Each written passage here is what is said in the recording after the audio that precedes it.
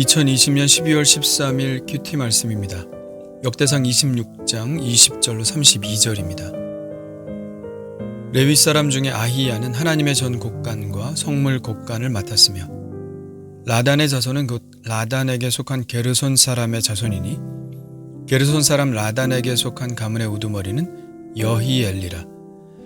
여히엘리의 아들들은 스담과 그의 아우 요엘이니 여호와의 성전 곡간을 맡았고 아므람 자손과 이스할 자손과 헤브론 자손과 우시엘 자손 중에 모세의 아들 게르솜의 자손 스부엘은 곡간을 맡았고 그의 형제 곧 엘리에셀에게서 난 자는 그의 아들 르하비아와 그의 아들 여사야와 그의 아들 요람과 그의 아들 시그리와 그의 아들 슬로못이라. 이 슬로못과 그의 형제는 성물의 모든 곡간을 맡았으니 곧 다윗 왕과 가문의 우두머리와 천부장과 백부장과 군대의 모든 지휘관이 구별하여 드린 성물이라.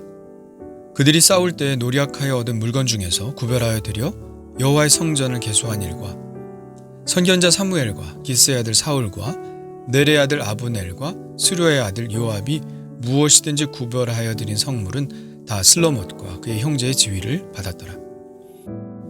이스할 자손 중에 그나냐와 그의 아들들은 성전 밖에서 이스라엘의 일을 다스리는 관원과 재판관이 되었고 헤브론 자손 중에 하사비아와 그의 동족 용사 1700명은 요단 서쪽에서 이스라엘을 주관하여 여호와의 모든 일과 왕을 섬기는 직임을 맡았으며 헤브론 자손 중에서는 여리야가 그의 족보와 종족대로 헤브론 자손의 우두머리가 되었더라. 다윗이 왕위에 있은 지 40년에 길르앗 야셀에서 그들 중에 구하여 큰 용사를 얻었으니 그의 형제 중 2700명이 다 용사요 가문의 우두머리라. 다윗 왕이 그들로 루벤과 갓과 므낫세 반지파를 주관하여 하나님의 모든 일과 왕의 일을 다스리게 하였더라. 아멘. 레위인들은 문지기의 역할을 감당했는데 그중 곡간을 맡은 레위인들의 명단을 오늘 소개하고 있습니다. 하나님의 전 곡간과 성물 곡간을 맡은 사람은 아히야입니다. 여호와의 성전 곡간을 맡은 사람은 레위의 첫째 아들 게르손의 자손 중 스담과 요엘이라고 나와 있고요. 곡간을 맡은 사람은 모세의 아들 게르솜의 자손 스부엘입니다. 그리고 성물의 모든 곡간을 맡은 사람은 모세의 또 다른 아들인 엘리에셀의 자손 중 슬로못이라고 소개하고 있습니다. 오늘 말씀에는 곡간의 종류가 여러 개가 나오죠. 하나님의 전 곡간, 성물 곡간, 여호와의 성전 곡간, 그냥 곡간, 성물의 모든 곡간. 자, 이것들이 모두 각각 다른 종류의 곡간일까요? 아니면 같은 곡간을 다르게 표현한 것일까요? 글쎄요, 정확히는 알 수 없습니다. 각각 다른 사람들이 각각의 곡간을 맡은 것을 보면 이런 종류의 곡간들이 다양하게 존재했을 것 같다는 생각이 들기도 하는데요. 그러나 크게 보면 두 종류의 곡간이 있었던 것으로 보여집니다. 하나는 성전 곡간이고 또 하나는 성물 곡간입니다. 이것은 다윗이 성전 건축 설계도를 솔로몬에게 주며 곡간의 설계도도 함께 주는 장면에서 알 수 있는데요. 거기에 이렇게 기록되어 있습니다. 또 그가 영감으로 받은 모든 것, 곧 여호와의 성전의 뜰과 사면의 모든 방과 하나님의 성전 곡간과 성물 곡간의 설계도를 주고, 여기에 보면 두 종류의 곡간이 나오죠. 성전 곡간과 성물 곡간입니다. 이 두 종류의 곡간은 어떤 기능을 했을까요? 성전 곡간의 용도는 성전 제사에 필요한 기구들을 두는 곳이고 성물 곡간은 하나님께 드린 헌물들을 모아두는 곡간입니다. 이 성물 곡간을 하나님께 드릴 헌물로 채운 사람들이 누구일까요?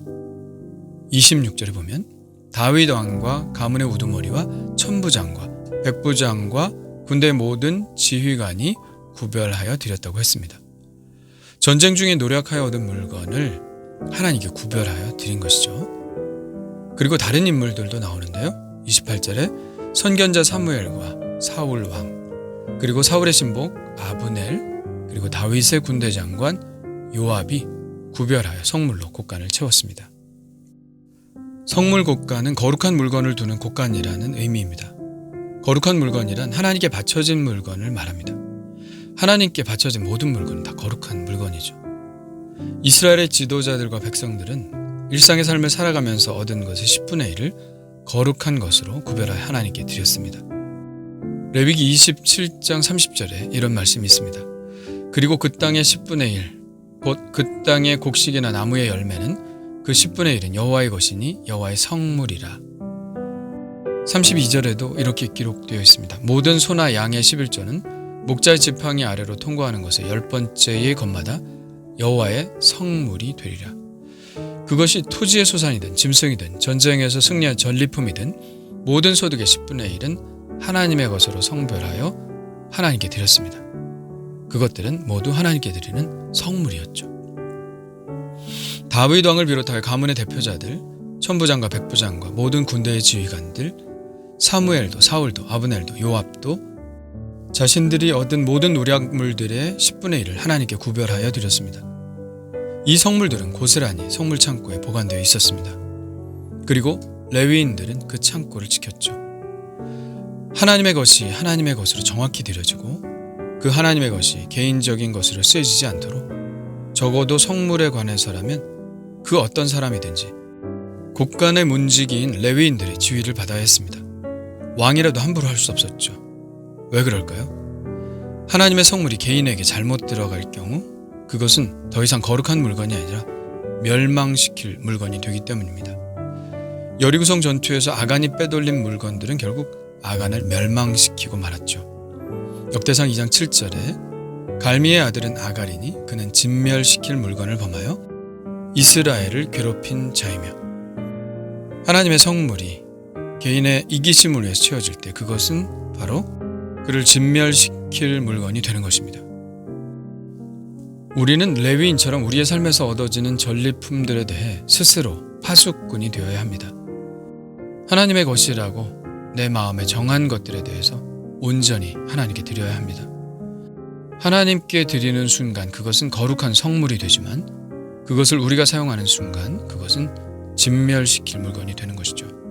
그러므로 하나님의 것은 하나님께, 가해사의 것은 가해사에게 드리는 정직한 곡간지기의 마음을 가지고 살아야 하겠습니다. 주님의 말씀이 생각납니다. 너희를 위하여 보물을 땅에 쌓아두지 말라. 거기는 좀과 동록이 해하며 도둑이 구멍을 뚫고 도둑질하느니라. 오직 너희를 위하여 보물을 하늘에 쌓아두라. 거기는 좀이나 동록이 해하지 못하며 도둑이 구멍을 뚫지도 못하고 도둑질도 못하느니라. 내 보물이 있는 그곳에는 내 마음도 있느니라. 과연 하늘나라 성물창고에 내가 바친 물건들은 얼마나 될까요? 하나님 나라에 갔을 때 나의 성물창고를 보고 부끄럽지 않았으면 좋겠습니다. 하나님의 성물이 저의 욕심으로 인하여 빠져나가지 않도록 레위인과 같은 정직한 마음의 파수꾼을 세워야 하겠습니다.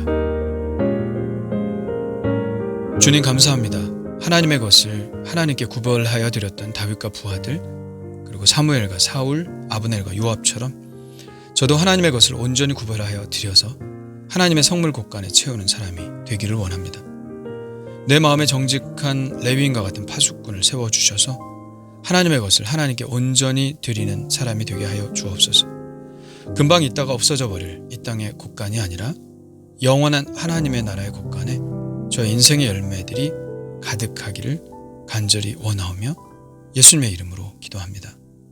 아멘.